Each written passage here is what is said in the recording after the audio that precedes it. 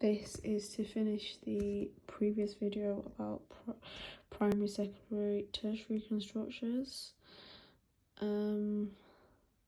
So tertiary structure is the coiled or folded chains of amino acids is often coiled and folded further.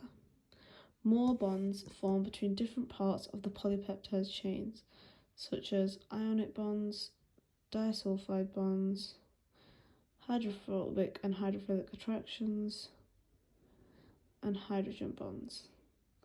For example, hydrogen bonds, these are weak bonds formed together between slightly positively charged ions in some R groups and slightly negatively charged atoms in other R groups. Then you have the quaternary structure. These are made by several different polypeptide chains held together by bonds.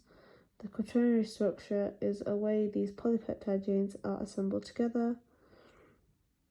The quaternary structure tends to be determined by the tertiary structure of the individual chains.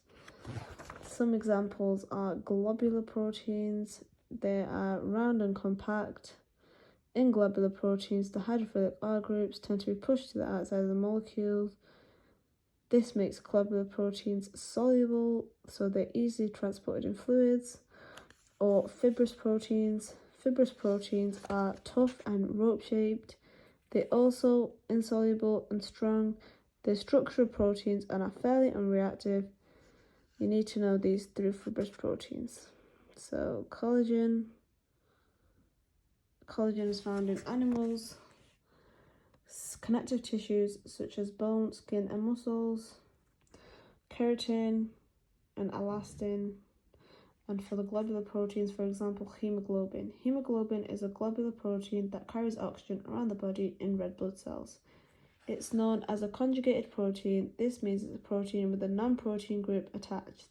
The non-protein part is called a prosthetic group. Each of the 4 polypeptide chains in hemoglobin has a prosthetic group called heme. And heme group contains iron which oxygen binds to.